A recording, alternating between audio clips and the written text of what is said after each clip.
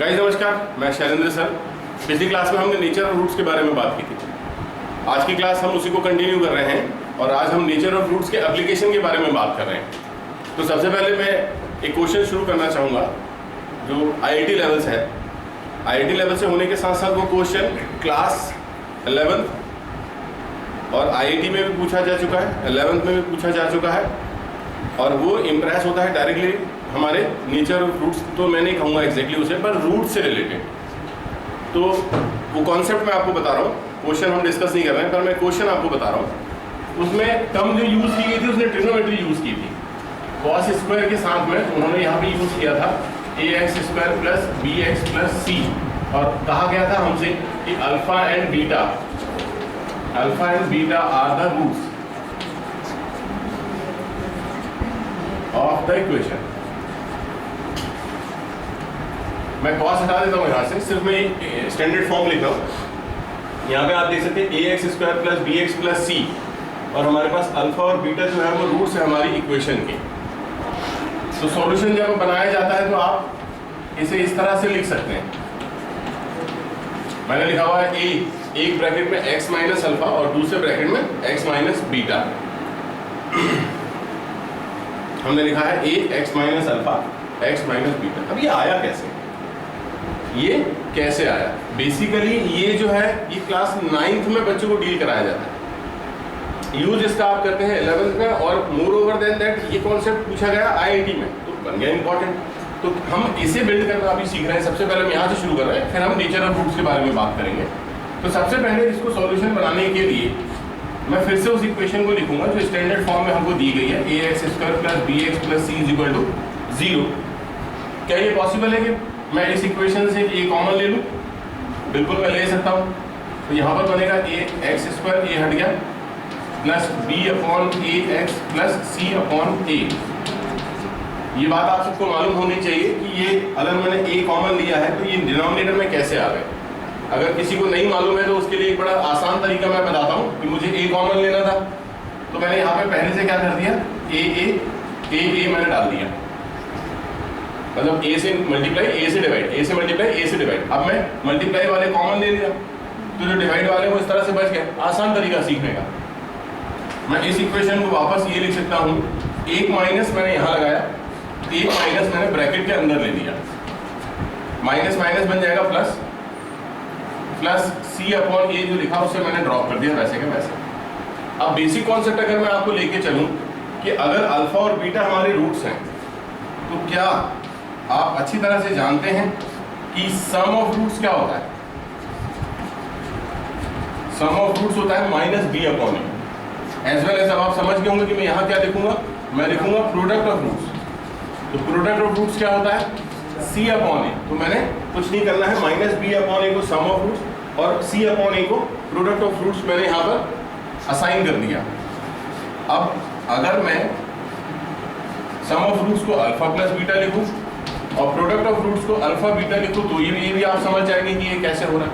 Then अगर x को हम मल्टीप्लाई कर लें, a बाहर है, यहाँ पर हो गया ax² - alpha x - beta x + alpha beta.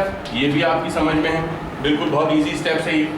मैं आपसे कह रहा हूँ कि यहाँ पर x हम कॉमन ले रहे हैं अभी। हाँ, तो a हमने x कॉमन लिया तो यहाँ बचा x, यहाँ बचा अल्फा।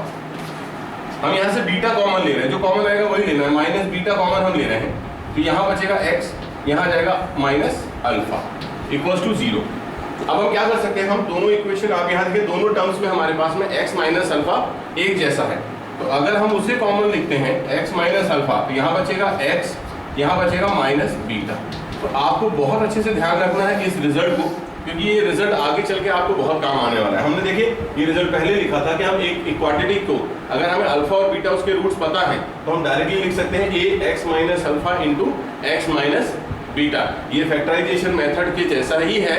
अगर मैं एग्जांपल के तौर पे आपसे एक इक्वेशन के बारे में बात करूं कि सर सपोज करते हैं x² + 5x + 6 = 0 और -2 और -3 जो है वो इसके दो रूट्स आ रहे हैं सपोज करते हैं हम। तो हमारी इक्वेशन को क्या लिख सकते हैं, x बोलिए x + 2 एंड x + 3 = 0।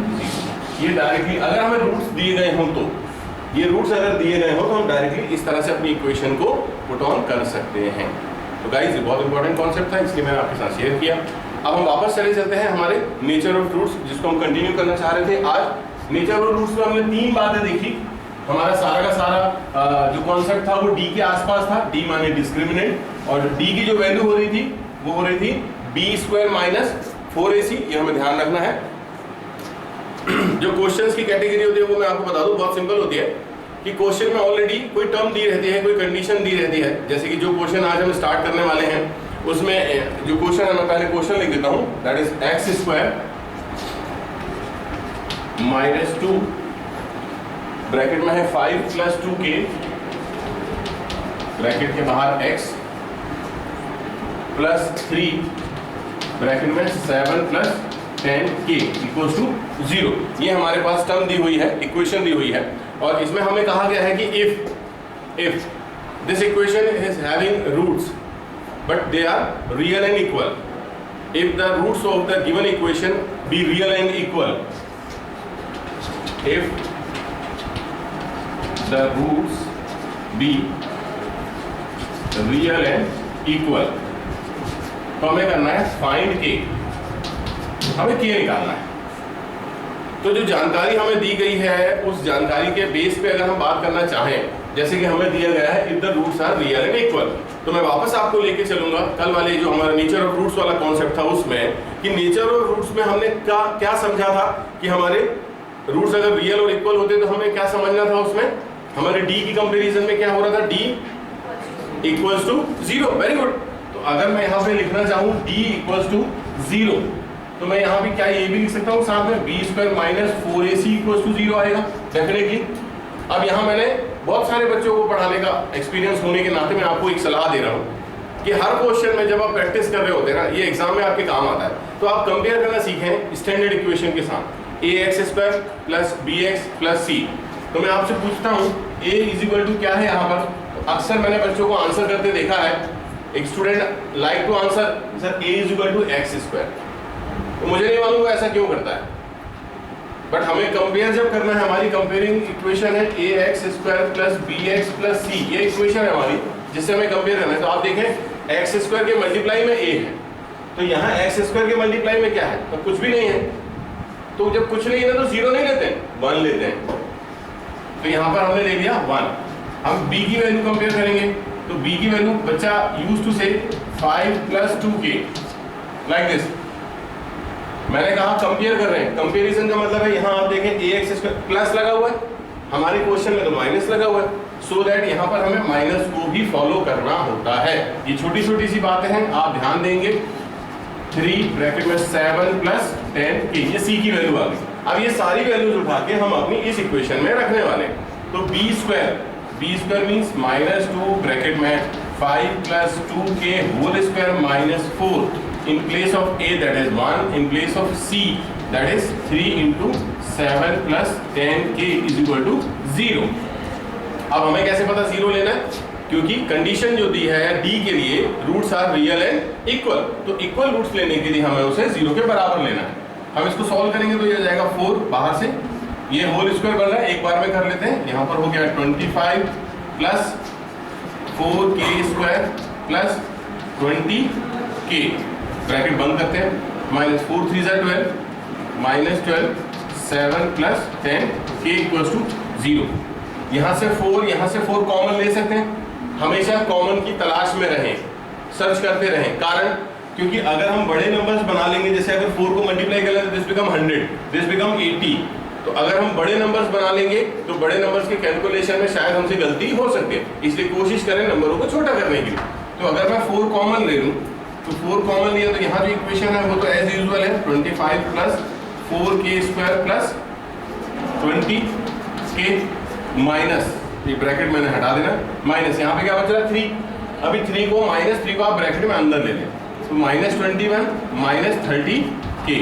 अब ये जो कॉमन लिया है ना हमने, अगर हम उस तरफ देखें तो हमारे पास 0 है, तो हम जो कॉमन लिया वाला पार्ट है उसे 0 की तरफ ट्रांसफर कर सकते हैं। अब यहाँ पर थोड़ा सॉल्यूशन हो जाए, 25 - 21 that is 4, 4k² is alone, that's why it is 4k²। Now 20k - 30k that is 10k equals to 0। Is there anything again common? तो हम 2 ले सकते हैं कॉमन, 2 कॉमन लेते हैं और अरेंज करते हैं। इक्वेशन बनी 2k square minus 5k plus 2 equals to 0। हमसे कहा गया था k की वैल्यू निकालने, हमारे पास तो ये बेसिक क्वाड्रेटिक आ गई। अब क्वाड्रेटिक को सॉल्व करने के 2 तरीके, या तो हम फॉर्मूला इस्तेमाल करें जो अभी हमने नहीं सीखा है, या हम फैक्टराइजेशन मेथड यूज करें जो हमने बहुत अच्छे से सीखी हुई है क्लास 8th में। तो अगर 2 उधर चला गया तो इक्वेशन है 2k square minus 4k minus k plus 2 is equal to 0। Now यहां से हमने 2k कॉमन लेना है, क्या बचेगा k माइनस 2। यहां से -1 कॉमन लेना है, क्या बचेगा k माइनस 2 इक्वल्स टू 0।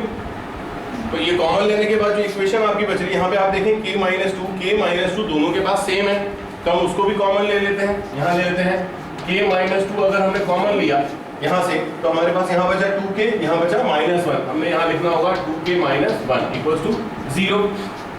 अभी क्या होगा, हम एक बारी k माइनस 2 इक्वल्स टू 0 लेंगे तो k की एक वैल्यू हमारी आएगी 2, जिसको हमने बॉक्स में रखना है।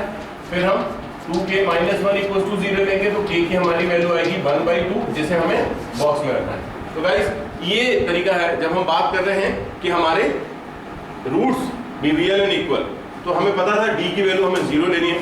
d का मतलब होता है b स्क्वायर माइनस 4ac। हमने abc उठाया, अपनी इक्वेशन पुट करी, वापस हम क्वाड्रेटिक के फॉर्म में आए, फैक्टराइज करा और हमारे आंसर आ गए।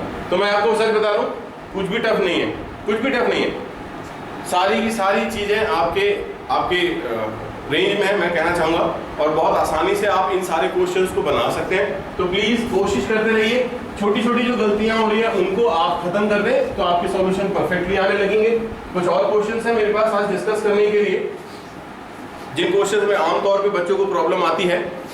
तो हम कोशिश करते हैं कि हम आगे चलते हैं और बहुत अच्छे से क्वेश्चन है जहां पर मेरे पास लिखा हुआ है, मैं रिवर्स ऑर्डर में चलता हूं। If the equation this has equal roots, equation आप देखें, आपको अच्छे लगेगी इक्वेशन।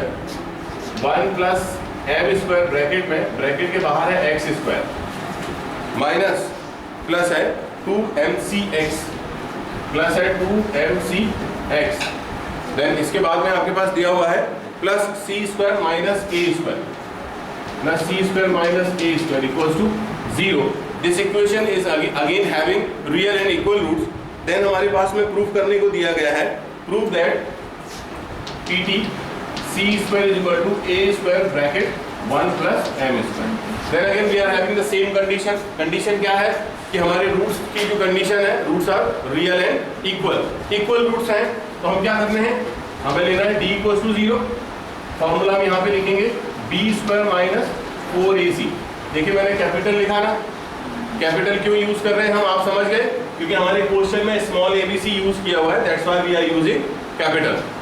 नाउ अगेन हम कंपेयर कर लेते हैं, a is equal to 1 plus m square, whereas b is equal to 2mc, whereas c is equal to c square, that is capital C square minus a square. तो ये values हमने a b c की compare कर ली।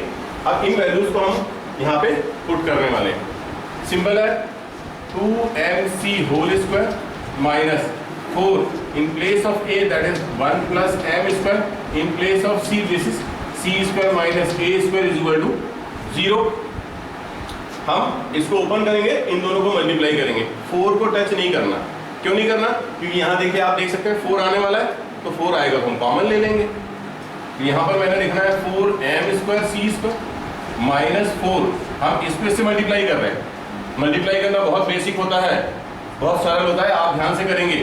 1 goes to both of them, then it is c square minus a square, m square goes to both, that is m square c square minus m square a square equals to 0. Now 4 can be taken common, आप common ले लीजिए।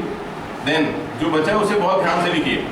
ध्यान से क्यों बोला मैंने, क्योंकि बाहर माइनस साइन है, ये सारे साइन बदल देगा अंदर वाले, ये हम सब जानते हैं। तो यहाँ पर आ गया minus C square plus A square minus M square C square plus M square A square, then the bracket close equals to 0। अब हमें क्या करना होगा, ये 4 जो है वो 4 ट्रांसफर होकर उस तरफ चले जाएगा, बन जाएगा 0। अब यहाँ पर हम देखें तो एम स्क्वायर सी स्क्वायर जो एक जैसा है कैंसिल हो गया, जो बचा है उसे लिख लेते हैं हम। तो पहले पॉजिटिव टर्म लिखते हैं। यहाँ पर है हमारे पास ए स्क्वायर, फिर वहाँ पर लिखा हुआ है A square M square minus C square equals to 0। क्योंकि आप देखें प्रूफ करने टाइम आपको सी स्क्वायर की वैल्यू निकालनी थी, तो हम सी स्क्वायर को राइट हैंड साइड पे ट्रांसफर करते हैं। So that we have C square is equal to, यहाँ से कुछ कॉमन आ रहा है, यस डेफिनेटली ए स्क्वायर, तो बचेगा क्या 1 प्लस एम स्क्वायर। ये हमारा आंसर हो गया, यही तो लाना था। देखिए सिंपल क्वेश्चन है। तो क्वेश्चन अब जब हमें कॉन्सेप्ट पता चल जाता है, जब हमें तरीके पता चल जाते हैं, तो सारे के सारे क्वेश्चन आप अपने आप ही ईजी लगने लगते हैं। बस गलती एक ही होती है, वो ये गलती होती है कि हम कहीं ना कहीं छोटा सा मिस कर देते हैं। तो वो मिस मतलब साइन का मिस हो जाता है, स्क्वायरिंग मिस हो जाता है, कॉमन लेने का हो जाता है, वो छोटी मोटी गलती होती है। अगला क्वेश्चन है गाइस हमारे पास A square B square bracket में है, बाहर X square minus 2 A C plus B D into X plus C square plus D square is equal to 0। ये हमारी इक्वेशन है और कंडीशन वही सेम कि roots are real and equal. बार बार मैं रियल एंड इक्वल आपसे बोल रहा हूँ, तो आपको भी दिमाग में बैठा लेना है कि इस वक्त क्या होगा, d इज इक्वल टू 0। ये बात आप ध्यान रखेंगे, d इज इक्वल टू 0 होगा। तो जब d इज इक्वल टू 0 हमें लिखना है, लिख लेते हैं d इज इक्वल टू 0, तो हम यहाँ से क्या यूज करेंगे, b square minus 4ac। Compare कर लेते हैं, a b c की वैल्यू निकालनी है। a की वैल्यू कितनी हो रही है, a square plus b square, b की वैल्यू कितनी होनी है 2ac प्लस bd। ठीक है गाइस, अक्सर बच्चे बोलते हैं कि ठीक है। मैंने आपको पिछले क्वेश्चन में समझाया कि हम क्या गलती करते हैं, सबसे पहली गलती आप यहीं से शुरू कर देते हैं कि आप माइनस साइन को वो अटेंशन नहीं देते हैं। तो प्लीज ये गलतियां होती हैं, इनको नहीं करेंगे। हमने माइनस लिखना है, देन c की वैल्यू क्या है, that is C square plus D square. तो हमने सबसे पहला काम जो करना है, हर क्वेश्चन को सॉल्व करते वक्त हम ए बी सी की वैल्यू इस तरह से निकाल के लिख लें। फिर हम वैल्यू अगर पुट करते हैं हमारे formula B square minus 4ac में, तो हमारे पास फॉर्मूला इस तरह से बनेगा ac प्लस बी डी यहाँ पर, और फिर एक स्क्वायर ब्रैकेट लगा के आप होल स्क्वायर कर लें। माइनस 4 a की जगह है ब्रैकेट में a square plus b square, and then c की जगह है c square plus d square. Then again I would like to say you कि आप 4 को एंटर नहीं कराएंगे जैसा हमने पिछले क्वेश्चन में देखा। क्यों? क्योंकि यहाँ पर 2 है विद स्क्वायर है, बन जाएगा 4, हम कॉमन लेने वाले हैं। Very good guys. तो यहाँ पर हो गया 4, लेकिन यहाँ आप होल स्क्वायर का फॉर्मूला लगा सकते हैं, that is a square c square plus b square d square plus 2abcd। Fine, bracket बंद करते हैं, माइनस 4। अभी आप इन दोनों को आपस में मल्टीप्लाई करें, that is a square c square plus a square d square plus d square c square plus b square d square equals to 0। अब हम क्या कर सकते हैं, this 4 taken common, transfer other side become 0। तो हम उसकी टेंशन अभी खत्म करते हैं।